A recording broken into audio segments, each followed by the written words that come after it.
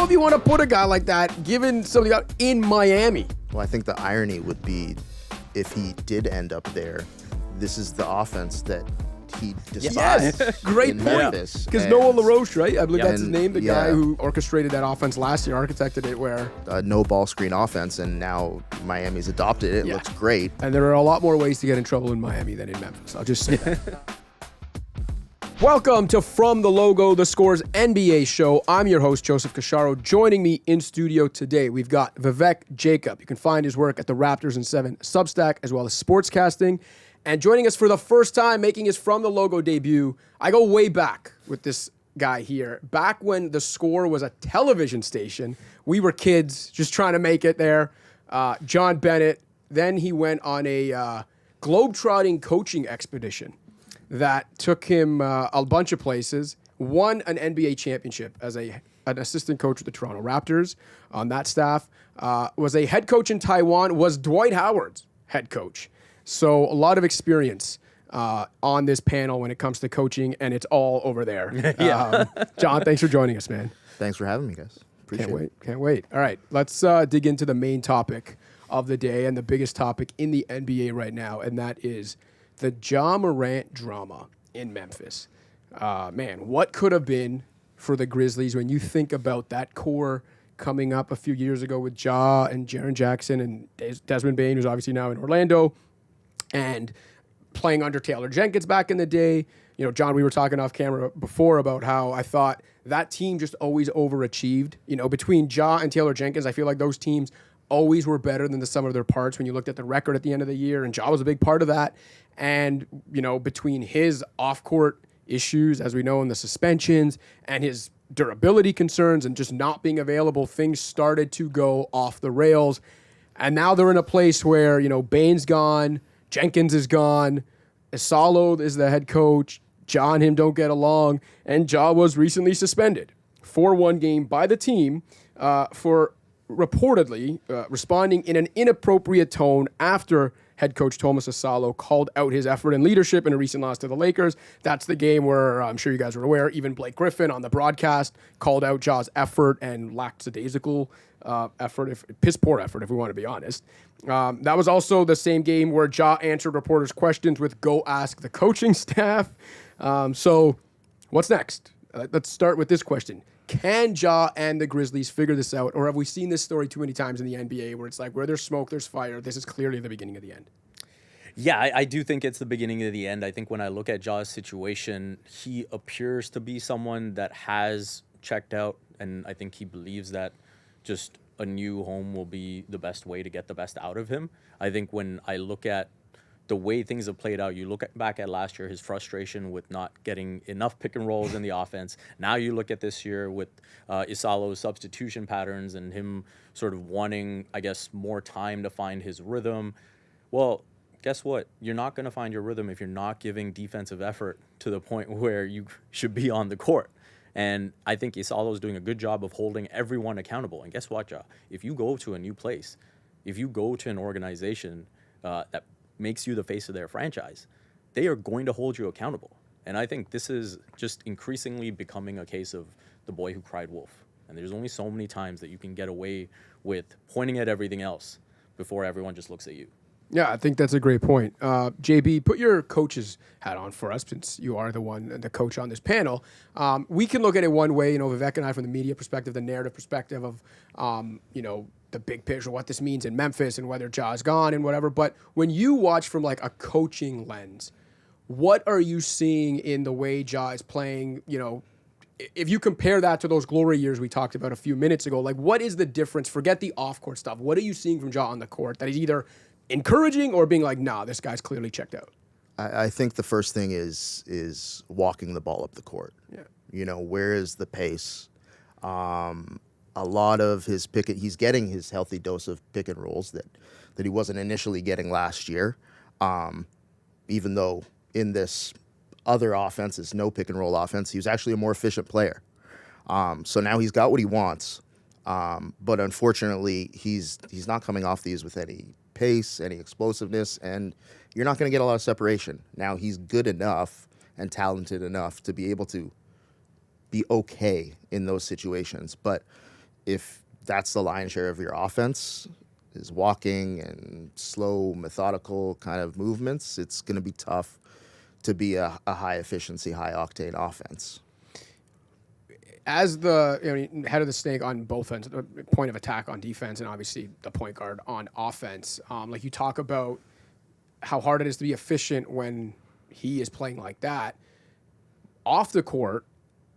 Because it's one thing for us to talk about it, but as a guy who's been in locker rooms and like knows the dynamics and what it takes to be a good team, maybe what goes wrong sometimes on teams that aren't as good, what kind of effect can it have in the locker room, like on his teammates or on everybody, when the assumed or supposed leader, franchise guy is, if we're being honest, being this petulant? I mean, it's not a lot of fun. I've been really fortunate that the years that I was in Toronto, we never had a losing season. So we were, you had expectations. This is a different situation, for them. They traded away a huge piece of their core. Expectations are not super high. So you're already kind of coming in a little bit deflated, I think. But that sort of pace of play in terms of speed and effort is super contagious. If the ball isn't moving offensively at one side of the floor, how likely are you or willing are you to be able to help somebody else on the defensive end? We can go back and forth about like guys getting called out in locker rooms. Every team is going to have a healthy dose of conflict. Usually that doesn't get out into the public. Like if a player doesn't want to talk to the media, they can go into the training room and avoid it altogether. Yeah. And I've seen that a number of times, and I'm perfectly fine with that. And Vivek and I can attest to the fact that happens quite often in the NBA because, the team's trying to protect their guy, and it's like, even though the rule is, hey, they played, they're supposed to be available, there are ways to get around it if you really want to protect your guy from facing the media that night. Yeah, I mean, it's going to be awkward. There's always going to be moments like that. But unfortunately, if you just decide to not address it, then you're going to be walking on eggshells the whole year. And you're probably going to lose the respect of a lot of different people anyway. So you have to address it. How you address it with each individual is different from relationship to relationship. It's just a matter of, can you continue to like build from this, or is it going to be I'm just going to kind of quietly quit and still show up and play, but on pick and rolls, if they go under, I'm just going to take a three. Even though I'm a 13% 3-point shooter. Yeah, and that's, you can say he's still giving effort in some ways, but, it's not the same level of explosion. It's not the same level of care for your teammates that you would hope for. And it's really sad to see somebody just like really just go out there, and he said he lost his joy, for it. You hope you could find that again and build that up. I don't think it's like all is lost, but it's certainly not looking great. I think the sad part of it, I'm going to hand it to you in a bit too, because I know you just wrote about this over at Sportscasting, but like for me when I watch it, you talk about it being sad, it's the fact that like, you go back to A Bronx Tale, and the saddest thing in life is wasted talent. Yeah. Ja Morant, like this is a tale of wasted talent. Like this guy was one of the most breathtaking young players in the NBA. And it was coinciding with winning. It wasn't a breathtaking player who was on a lottery-bound team every year. Like this guy transformed the Grizzlies upon his arrival, made Memphis relevant on the NBA map. They looked like they were on the cusp of something, and he looked like he was going to be one of the young faces of the league, and rightfully so.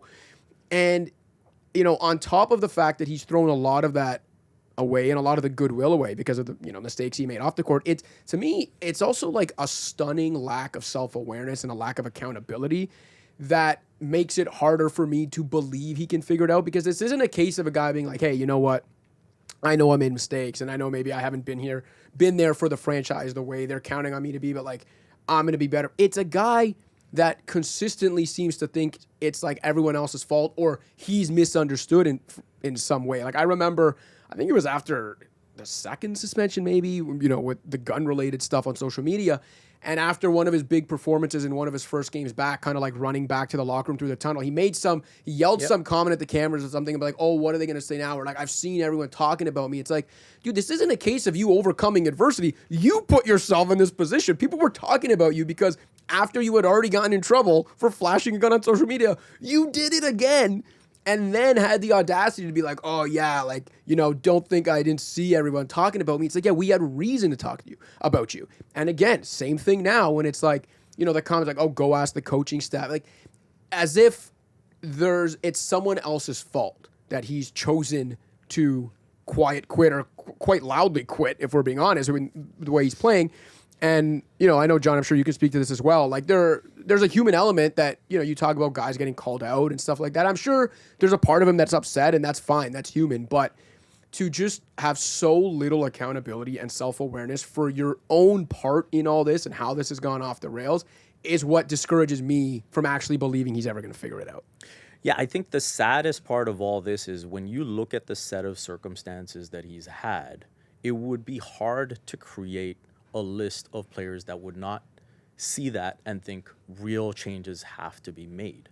Like you mentioned, you know, that kind of situation of him saying, oh, what are they going to say now? Like, I even go to him then turning to the grenade celebration. It's like, hey, like, you need to remodel your image and you need to really fix up here. And I think he hasn't felt consequences to the point where he feels something needs to change. And so I do feel like this is kind of an opportunity where he's saying, yeah, and, you know, maybe on some level he thought once Bane was traded that he would be next, and maybe the Grizzlies are just headed in a different direction with Isalo as the head coach.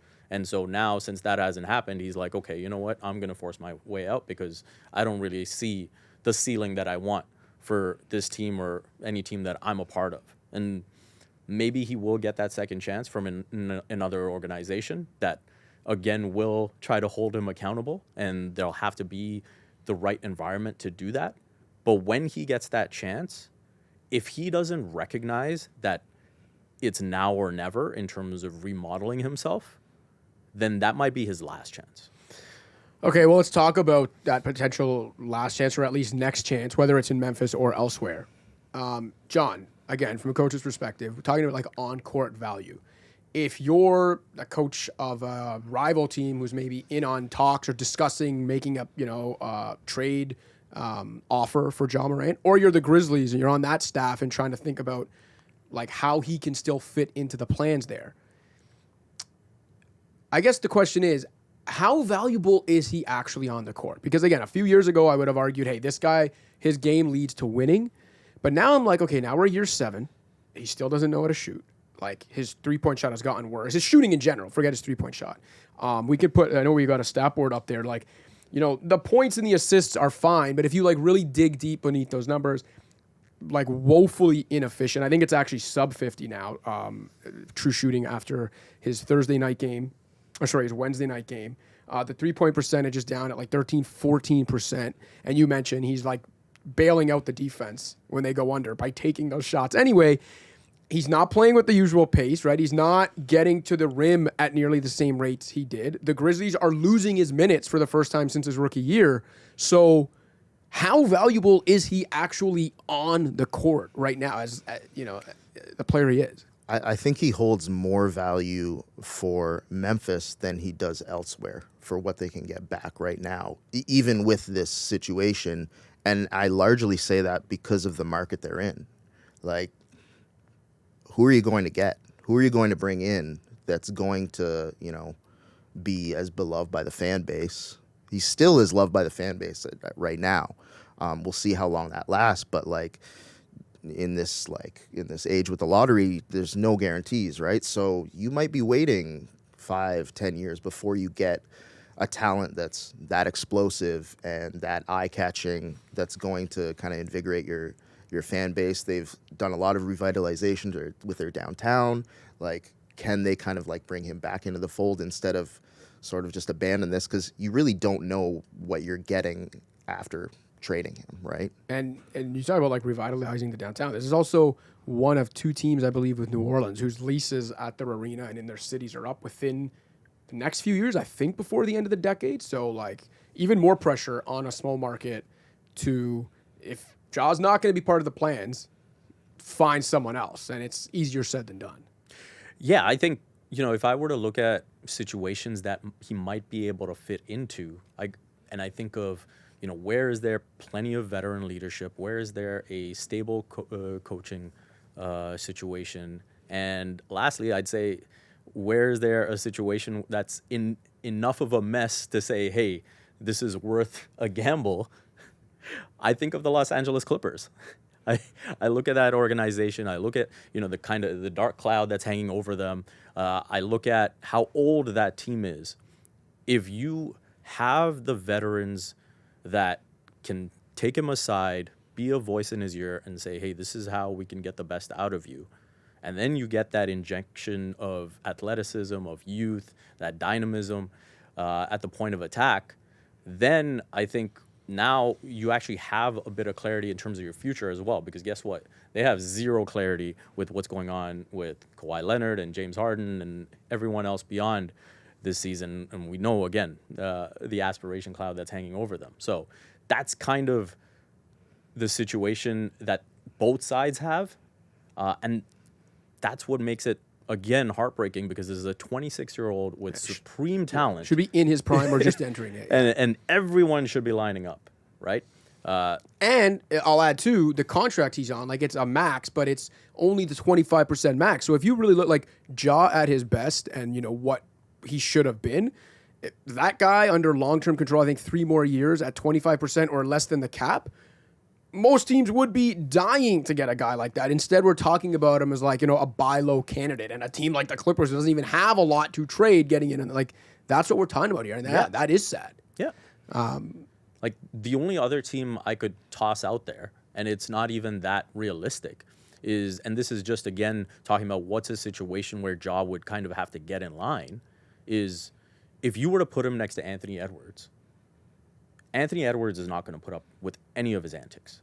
Anthony Edwards is going to call him out straight away. He's got a head coach in Chris Finch who has called out Anthony Edwards. So if Finch can do that to Edwards, you better believe he can do that with Ja Morant. But is Ja going to take that? Right? Like we just saw that he doesn't take criticism well, even when it's from his head coach. Right. So that's a situation where I feel like, okay, he goes in, he will immediately know that he is not the top alpha, and he will have to get in line. Now, how do you even make that trade happen? Because guess what?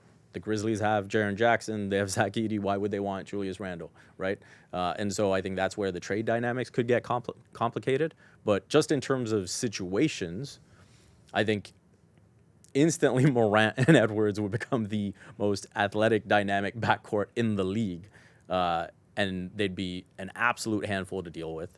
But it just comes down to, again, his maturity level, and him needing to show that he has the capability of learning from these lessons. And it's just about a change of scenery right now. I look at his game right now, and I get that a lot of it is him like almost silently protesting. But I wonder how much of that athleticism is still there. And like, again, I'm not with him in the offseason. I don't know what his training methods are or whatever. But like, based on the reports that are out there and some of the stuff that's gone on off the court, I don't think it's a stretch to say maybe he hasn't been the most devoted to basketball over the last couple of years.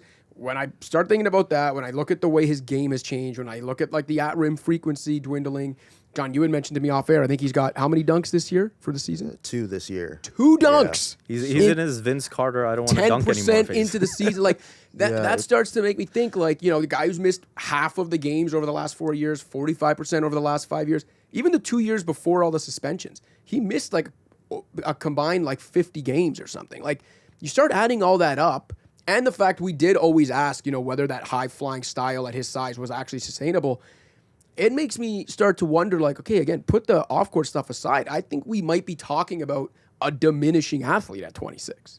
Yeah, I think that athleticism is still there. That burst is still there, because with the Lakers game, yes, you saw a really unfortunate effort that, again, was called out. his first game back after suspension, there was some of that burst coming off a pick and roll, getting some separation, and then either deciding to attack and spray it or attack and try and finish or even pull up. Last night's game, not so much. So I think it's still there. It's just a matter of whether he wants to show it right now. I think we saw it last year. Like, I think back to, the reverse tomahawk that he had. Like, he still has those explosive plays in him. I think this is a situation, we remember years ago when Vince Carter didn't want to dunk anymore in Toronto. And then all of a sudden he got into the right situation and he was dunking everything.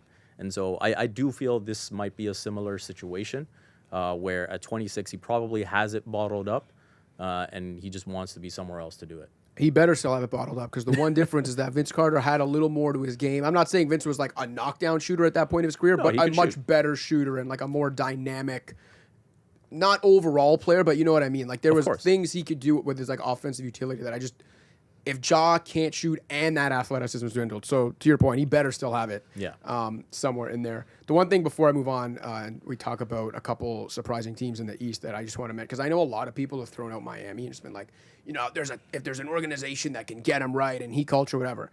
Listen, I preached about heat culture for like a long time. I was a big, Pat Riley guy, but Pat Riley is like literally geriatric at this. Like he's an older man. Like,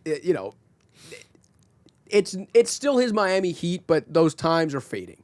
Spo, I love Spo. Like, as great a coach as we've had in our generation, but people assuming that a organization like that or a president like that or a coach like that can quote unquote fix a player and saying, look, they did it with Jimmy Butler. Jimmy Butler and Miami were literally a player and team and organization a partnership made in heaven, because the one thing you could say what you want about Jimmy and the way things devolved in other places, no one could ever argue that guy's will to win when the lights turned on and that ball was tipped up, right? His dedication to working when the lights came on was never in question. With Ja right now, that is literally a question. And also, I don't know if you want to put a guy like that, given something out in Miami. Well, I think the irony would be if he did end up there, this is the offense that he despised Great in point. Memphis. Because Noah LaRoche, right? I believe that's his name, the guy who kind of overall the offense. Yeah, orchestrated that offense last year, architected it where... Yeah, a no ball screen offense, and now Miami's adopted it. It looks great. Yeah. And again, I think it's fantastic for a player that like Ja. But if he doesn't enjoy it in Memphis, is he going to enjoy that in Miami? Yeah. And there are a lot more ways to get in trouble in Miami than in Memphis. I'll just say that. All right, let's move on to a couple teams in the East that have surprised us a couple weeks into the season. One for good reasons, a pleasant surprise, and one from a disappointing perspective. And let's start with the most pleasantly surprising team in the Eastern Conference. Honestly, in the league right now, that's the Chicago Bulls, 6-1. Their most recent win was, I think, a 23 or 24-point comeback against the Sixers, who are also off to a good start. They've beaten Detroit, Orlando, Atlanta, New York, and Philly. So, like, they've beaten a bunch of these teams that figure to be in the postseason mix in some fashion. 7th in offensive efficiency, 11th in defense. And then I went back and looked. So there's been 177 teams in NBA history before this year who started 6-1 or better. 96.6% of them made the playoffs, and it's like 95% since it's been a 30-team league. But one of those that didn't was actually last year's Suns. They started 8-1 before missing the playoffs with a 36-46 record. So JB, we'll start with you this time. How real is what you're seeing from the Bulls right now? I think it's fairly real. I do expect the shooting to, drop off a bit. But the style of play and the shot selection, I think will be maintained throughout the year. They take a lot of threes, they play fast, they share the ball, they move it, everybody gets a touch. And they're not afraid to have anybody let it fly from the outside. Virtually zero mid-range pull-ups.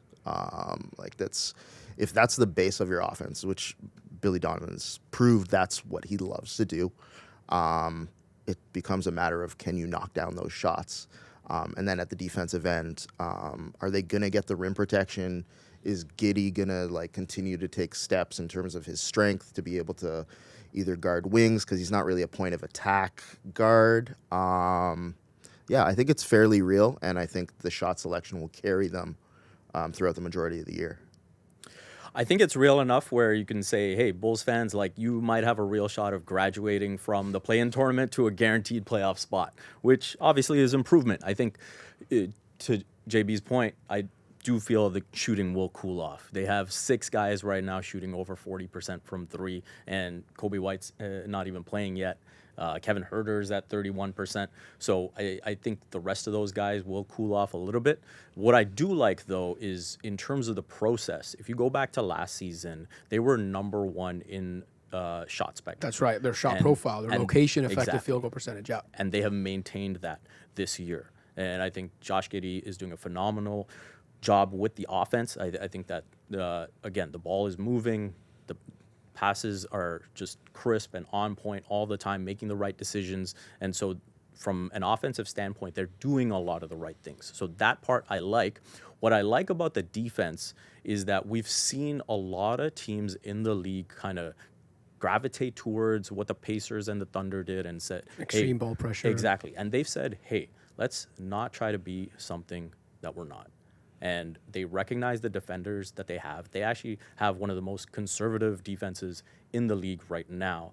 They don't force a lot of turnovers, but they also don't foul.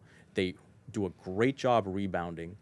And they've said, hey, our offense is so good that we don't need to take these crazy gambles, right? And we'll always have 5 men back. And that's what they're doing a great job of. I think people should open up to the fact that Billy Donovan's just a great coach. Like, I think he's been so underrated and underappreciated the last couple of years because everyone's been laughing at and clowning the Bulls for their kind of like just determination and commitment to that play, like, chasing 40 wins instead of deciding to tear it down.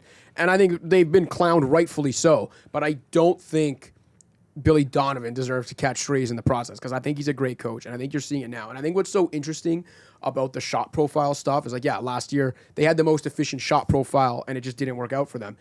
I feel like usually when a team that had a great shot profile and then actually, like, the reality starts catching up to the expectations the following year, it's usually because they infused the team with talent, right? So it's like, we're still running the same stuff to get good shots, but now we actually have the shot-making talent to capitalize on it.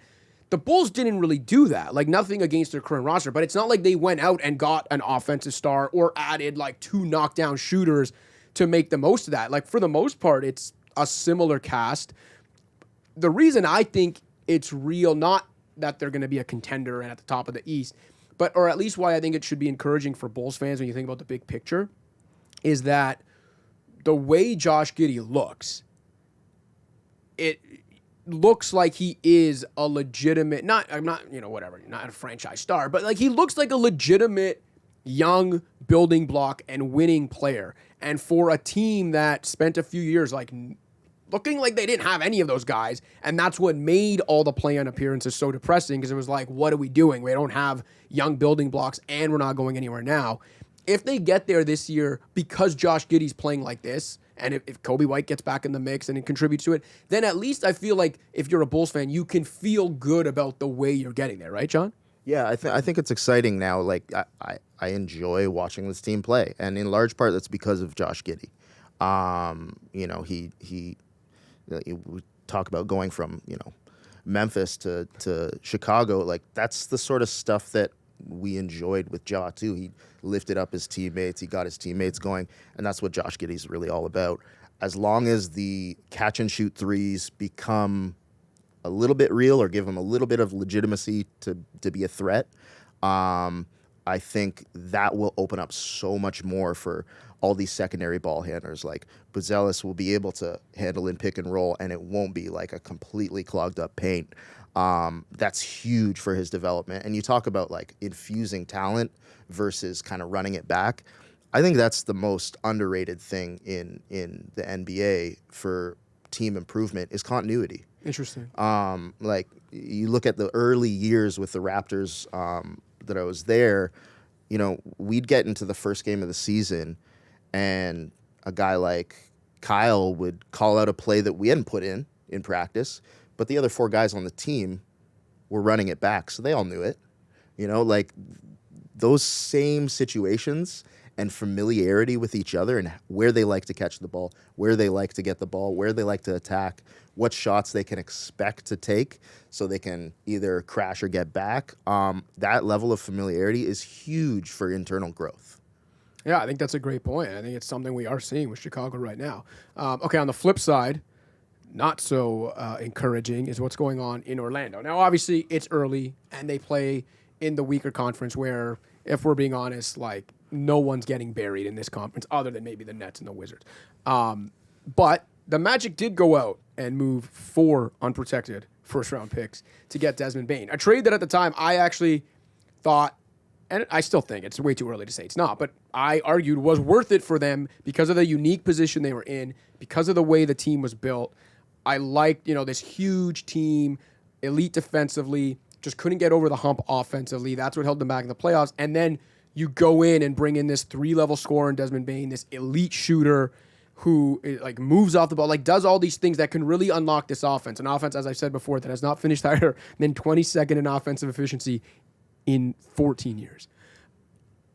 Here's the thing, though. 8 games into the season, 9 games, whatever it is, Desmond Bane has not shot the ball well. He's shot like crap. Yeah. He hasn't helped unlock this offense. I believe they're 23rd in offensive efficiency. And there is panic in Orlando because they did move 4 unprotected first-round picks because they are projected to be a second apron team next year in an era where, like, you can't stay that expensive for that long. So, like, there's a lot of pressure on them to win this year. John, how much of this is just small sample size? Desmond Bane is obviously going to shoot way better than this and all will be fixed. And how much are you actually worried about what you're seeing from them offensive process-wise? I think you hit the nail on the head with the triple S, small sample size. I mean, like, you can easily go to that this early in the season and say, that's okay. Like, but at the same time, to expect a guy like Bane, who's obviously an elite shooter, to come in and completely transform this offense is unrealistic. Largely, I'm seeing a lot of the same actions from them.